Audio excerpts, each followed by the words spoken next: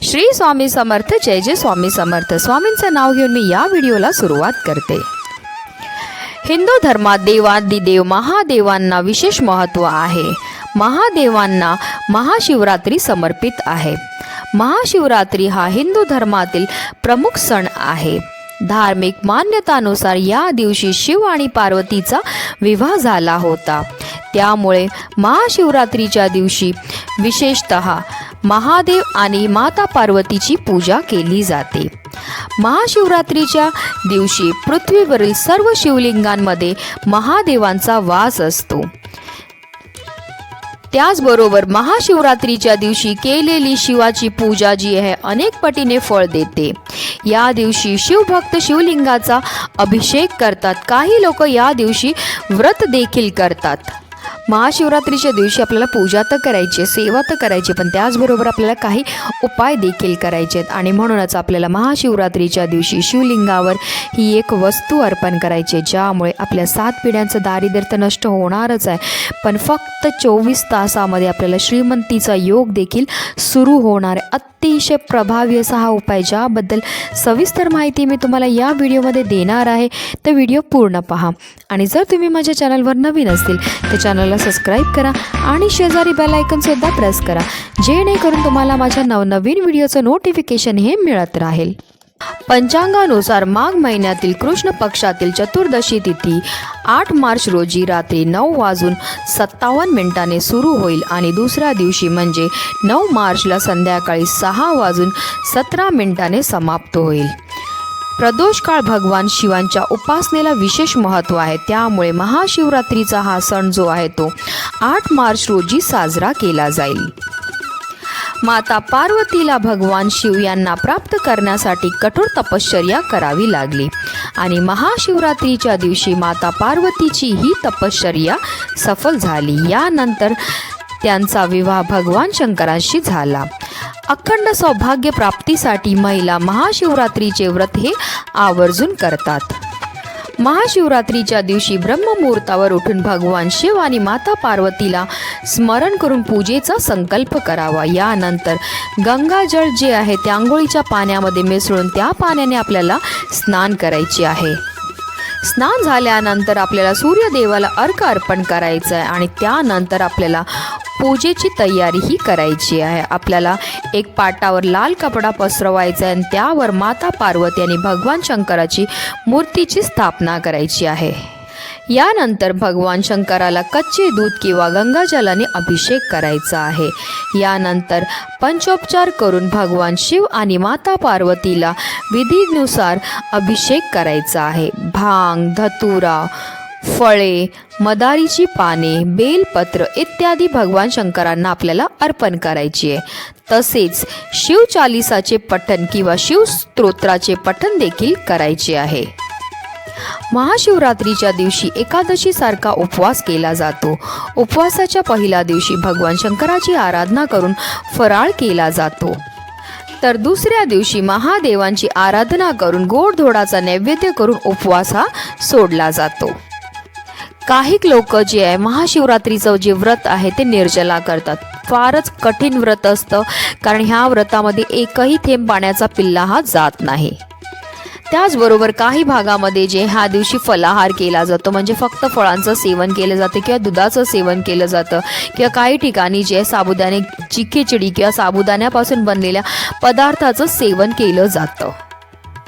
तर आपल्याला जसं शक्य असेल त्या रीतीने आपल्याला मनोभावे व्रत हे करायचं आहे. फक्त व्रत करताना आपल्याला निरंतर श्री शिवाय नमस्तुभ्यम किंवा ओम नमः शिवायचा जप करत करत हे व्रत करायचं. जर तुम्हाला मासिक धर्म असेल, सुतक सुएर असेल तर तुम्हाला हे व्रत करता येणार नाही आहे. फक्त तुम्ही नामस्मरण हे करू शकतात.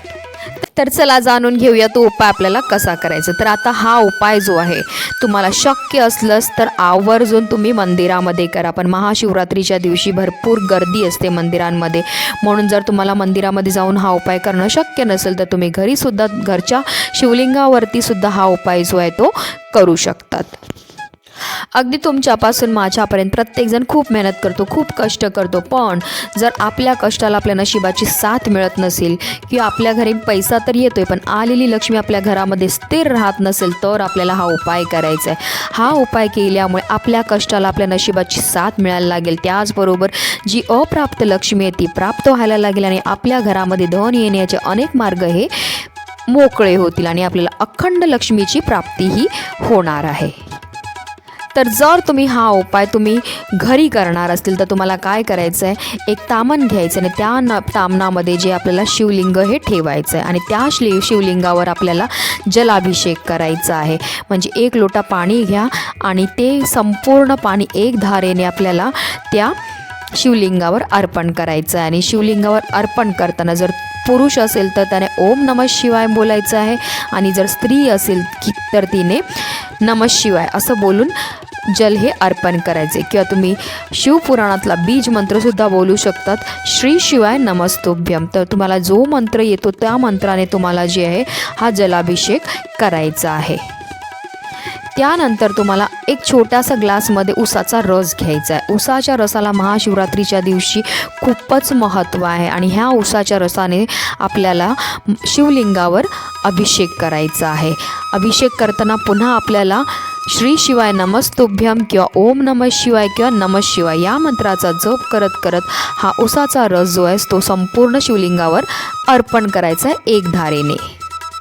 त्यानंतर पुन्हा आपल्याला शिवलिंगावर स्वच्छ जल हे अर्पण करायचं आहे. अशा रीतीने आपल्याला शिवलिंगावर अभिषेक हा करून घ्यायचा. अभिषेक करून झाल्यानंतर ते शिवलिंग आपल्याला स्वच्छ पुसून घ्यायचं आहे आणि आपल्या देवघरामध्ये पाटावर किंवा तुम्ही तामणामध्ये पुन्हा ते शिवलिंग ठेवून घ्यायचं आहे. आता आपल्याला एक बेलपत्र घ्यायचं. जे बेलपत्र आपण घेणार ते अखंड असलं पाहिजे, कुठेही फाटलेलं, किडलेलं किंवा तुटलेलं नसावं. आणि त्या बेलपत्राचा जी गुळगुळीत भाग असतो त्या भागावर तिन्ही पत्रांवर, म्हणजे बेलपत्राला 3 पानं असतात, त्या तिन्ही पानांवर जे आहे आपल्याला मध हे लावायचं आहे. आणि ते मध लावलेली जी बाजू आहे ती आपल्याला शिवलिंगावर अर्पण करायची. अर्पण करताना आपल्याला आपल्या मनातली इच्छा बोलायची आहे की तुम्ही हा उपाय का करता. जर तुम्ही धन प्राप्ती करत असतील तर तसं बोलायचं आहे किंवा तुमच्या ज्या पण समस्या असतील किंवा इच्छा असतील त्या आपल्याला महादेवांना बोलायच्या आहेत. त्याचबरोबर जर तुमच्याकडे धोत्र्याचं फळ असेल तर ते आवर्जून अर्पण करा. धोत्र्याची फुलं अर्पण करा. महादेवांना पांढरी मिठाई अतिशय प्रिय आहे, महादेवांना पांढरी फुलं अतिशय प्रिय आहेत. तर ह्या सर्व सेवा करून झाल्यानंतर आपल्याला तिथेच बसून 108 वेळा श्री शिवाय नमस्तुभ्यम किंवा ओम नमः शिवाय किंवा नमः शिवाय या मंत्राचा आपल्याला 108 वेळा जप करायचा आहे. महाशिवरात्रीच्या दिवशी जर आपण शिवलिंगावर उसाच्या रसाने अभिषेक केला तर त्यामुळे माता लक्ष्मी ही अतिशय आपल्यावर प्रसन्न होत असते आणि जर आपल्यावर धनाची देवीची कृपा राहिली तर आपल्या जीवनामध्ये सुख, समृद्धी, ऐश्वर्याची कधीही कमतरता राहत नाही. आपलं घर हे कायम धनधान्याने भरलेलं राहतं. त्याचबरोबर जर तुम्हाला नोकरीमध्ये काही समस्या असतील, व्यवसायामध्ये काही समस्या असतील किंवा तुम्हाला लग्न जुळण्यामध्ये काही समस्या असतील, धन प्राप्तीमध्ये, संतान प्राप्तीमध्ये किंवा इतरही तुमच्या कोणत्या मनोकामना असतील, फक्त हा एक उपाय केल्याने तुमच्या सर्व इच्छा ह्या पूर्ण होणार आहेत. आता हा उपाय मी तुम्हाला घरी कसा करायचा ते सांगितलं. आता जेव्हा तुम्ही मंदिरामध्ये जाऊन करणार असतील तर ह्याच रीतीने तुम्हाला उपाय हा करायचा आहे. पहिला जलाभिषेक करायचा आहे शिवलिंगावर, त्यानंतर आपल्याला उसाच्या रसाने अभिषेक करायचा आणि पुन्हा एकदा आपल्याला जलाभिषेक करायचा आहे. आणि बेलपत्र ज्या रीतीने सांगितलं आहे त्या रीतीने बाकी पुढचा जो उपाय आहे तो तसाच करायचा आहे. अतिशय प्रभावी असा हा उपाय नक्की करा. हा उपाय केल्यामुळे तुमच्या जीवनामध्ये सुख, समृद्धी, ऐश्वर हे कायम टिकून राहणार आहे. अखंड लक्ष्मीची तुम्हाला प्राप्तीही होणार आहे. म्हणूनच व्हिडिओ जास्तीत जास्त लोकांपर्यंत शेअर करा जेणेकरून प्रत्येकाच्या आयुष्याचं कल्याण हो, हीच मनामध्ये इच्छा. श्री स्वामी समर्थ. जय जय स्वामी समर्थ. हर हर महादेव.